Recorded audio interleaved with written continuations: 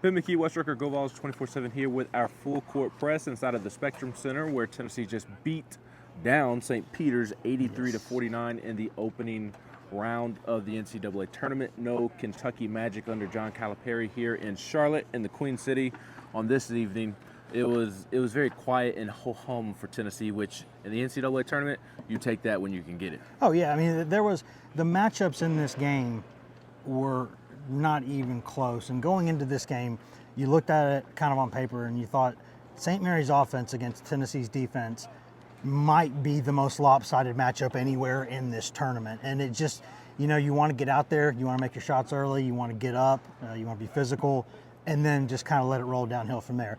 And that's what Tennessee did. I mean, I think Barnes was not happy with the offense at times, thought it was a little sloppy, but no real complaints. This is, weird things can happen in this tournament, and you don't want them to happen to you, and it didn't happen to Tennessee tonight. No, not at all. And I thought Jonas Aidoo set the tone for the game, and that was good to see.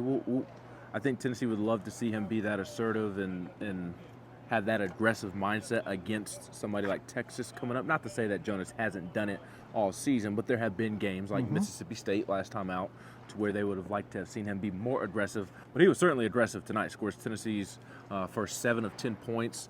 Goes on to finish with 15 points, 6 rebounds, was 5 of 6 from the floor. He started 5 of 5, and that's what Jonas should have done. St. Peter's has one guy who's 6'10" or taller. They don't have anybody who's 6'10" or taller in the starting lineup. That's what Jonas should have done, but kudos to him for going out, and he was really efficient despite dealing with a little bit of an injury after a scary fall there for a moment. Yeah, that thud, man, it happened near both of us.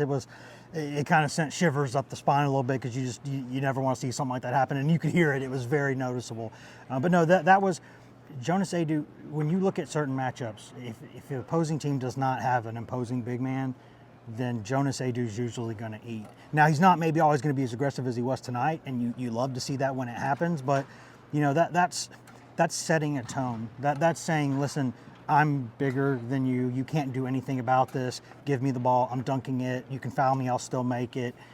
You wish that Aidoo would show up all the time, but you're not playing St. Peter's every game. Just to be sort of frank about that, you're going to see other big men, and that's the next step for Aidoo.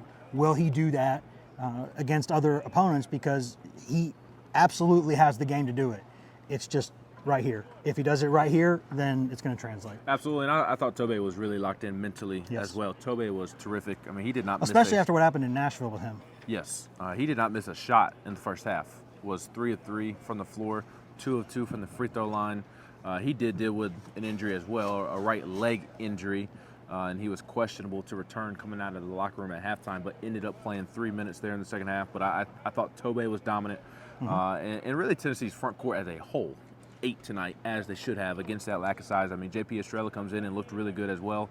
6 points, 2 of 4 shooting, a rebound. He almost had a block shot as well. I mean, Tennessee's front court ate like the way it was supposed to tonight. When you have an advantage like that, then you have to take advantage of it, right? And we see in these types of games early on in the tournament, if you let an opponent hang around, the energy in the building starts to change, right? I mean, this was kind of like a Tennessee home game in a lot of ways, but still, you're not at Food City Center, right? You're not at Thompson Bowling Arena. And we've seen these kinds of games with Tennessee and with other programs where the underdog hangs around, makes a couple buckets, everybody in the building can feel the energy, and that's when March Madness happens, when things like that happen. You have to put the issue to bed early.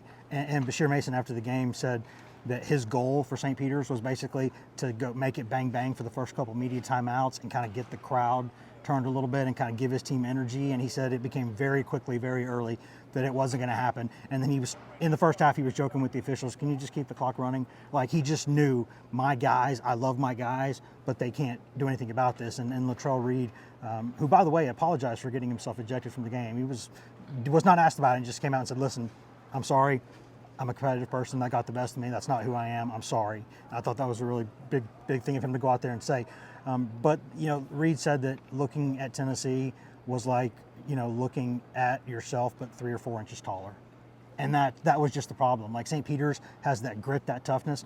So does Tennessee, and Tennessee's just bigger and better. Yeah, and talking about the beginning of the game, Dalton Connect hits a corner 3 right away on the first possession. and Dalton Connect was Dalton Connect after that. Yeah, it seemed like he there were times in the second half where he was just kind of floating around like, listen, St. Peter's, if you start scoring some buckets, I'm going to start shooting again. It's just like he could get it. And there were a couple times tonight he turned down maybe a couple of looks that you never see him turn down because he was like, let's just move the ball around a little bit. Let's get everybody involved. That's not very Dalton Connect-like, but it went with the vibe of the game.